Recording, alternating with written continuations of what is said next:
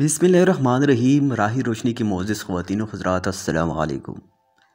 हामलाने अर्श की दुआ। अर्श इलाही के उठाने वाले मलाइका फ़रिश्तों के सबसे आला तबक़ात में है।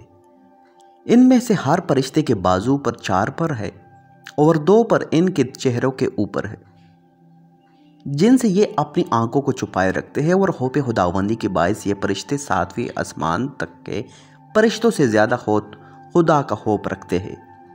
और 7वें आसमान वाले फरिश्ते छठे आसमान वाले फरिश्तों से खौफ़ इलाही में बढ़े हुए हैं। इसी तरह छठे आसमान वाले 5वें आसमान वालों से, और 5वें आसमान वाले चौथे आसमान वालों से ऊपर, और चौथे आसमान वाले तीसरे आसमान वाले से, और तीसरे आसमान वाले दूसरे आसमान वालों से, और दूसरे आसमान वाले पहले आसमान वालों से खौफ व खशियत रबानी में आला दर्जा रखते हैं। फिर अर्श इलाही के गिर्द रहने वाले फरिश्ते, जिनको क्रोबियन कहते हैं, ये बाकी फरिश्तों के सरदार है और बहुत ही वजाहत वाले हैं। मनकूल है कि अर्श के गिर्द मलाइका की 70,000 सफ़े है। इस तरह के एक सब के पीछे है। ये सब अर्श का तवाफ करते रहते हैं। फिर इस सबों के बाद 70,000 मलाइका की सब है, और वो अपने हाथ अपने कांधों पर रखते हुए खुदा की तस्बीह व तकबीर पढ़ते रहते हैं। और 100 सफ़े फरिश्तों की है, जो अपना दाहिना हाथ बाएं हाथ पर रखे हुए तस्बीह व तकबीर और दुआ में मशगूल है। और सब फरिश्तों की दुआ क्या है, इसको कुरान मजीद के अल्फाज में मुलाहिजा कीजिए। इरशादी रब्बानी है कि वो जो अर्श उठाते हैं और उसके गिर्द है, अपने रब की तारीफ़ के साथ आपकी पाकी बोलते और इस पर ईमान लाते और मुसलमानों की माफ़िरत मांगते हैं। ए रब, हमारे तेरे रहमत और इल्म में हर चीज़ की समाई है। तू उन्हें बख्श दे जिन्होंने तौबा की और तेरी राह पर चले, और उन्हें दोज़ख के अज़ाब से बचा ले। ए हमारे रब, और उन्हें बसने के बागों में दाखिल कर जिनका तूने इनसे वादा फरमाया है। और जिनको जो नेक हो उनके बाप दादा और बीवियों और औलाद में बेशक तो ही इज़्ज़त हिकमत वाला है। आपने अर्श इलाही के उठाने वाले और अर्श का तवाफ़ करने वाले फरिश्तों की दुआ मुलाहिजा कर ली कि वो सब मुक़द्दस फरिश्ते हम मुसलमानों और हमारे वालिदैन और बीवियों और हमारे औलाद के लिए जहन्नम से निजात पाने और जन्नत अदन में दाखिल होने की दुआएं मांगते रहते हैं। अल्लाह अकबर।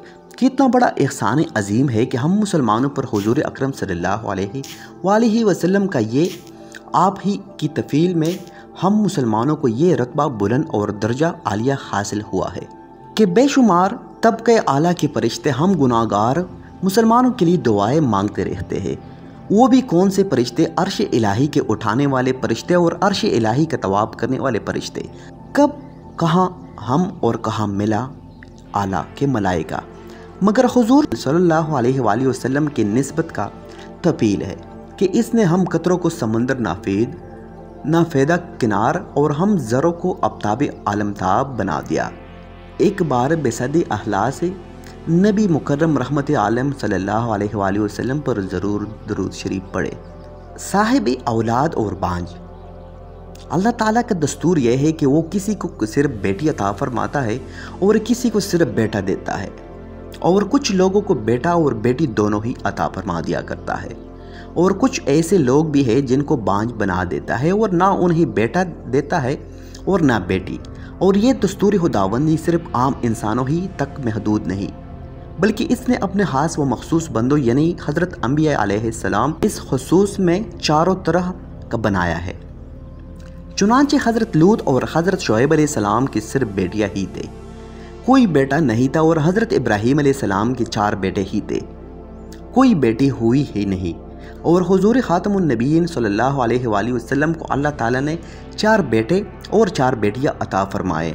और हज़रत ईसा व हज़रत यहया अलैहिस्सलाम की कोई औलाद ही नहीं हुई। कुरान मजीद में अल्लाह रब्बुल इज़्ज़त ने इस मज़मून को इन अल्फाज में बयान फरमाया है कि जिसे चाहे बेटियां अता फरमाए और जिसे चाहे बेटे दे, और या दोनों मिला दे, बेटे और बेटियां, और जिसे चाहे बांझ कर दे, बेशक वो इल्म व कुदरत वाला है। अल्लाह ताला बेटी दे या बेटे दे या दोनों अता फरमाए या बांझ बना दे, बहरहाल ये सभी खुदा की नेमतें हैं। इसी तरफ इशारा है कि कौन इसके लायक है को इसको बेटी मिले, और कौन इस काबिल है कि इसको बेटा मिले, और कौन इसकी अहलियत रखता है کہ اس کو بیٹا اور بیٹی دونوں ملے، اور کون ایسا ہے کہ اس کے حق میں یہی بہتر ہے کہ اس کی کوئی اولاد ہی نہ ہو۔ ان باتوں کو اللہ تعالیٰ ہی خوب جانتا ہے، کیونکہ وہ بہت علم والا اور بڑی قدرت والا ہے۔ انسان اپنی ہزار علم و آگاہی کے باوجود اس معاملے کو نہیں جانتا کہ انسان کے حق میں کیا بہتر ہے اور کیا بہتر نہیں ہے۔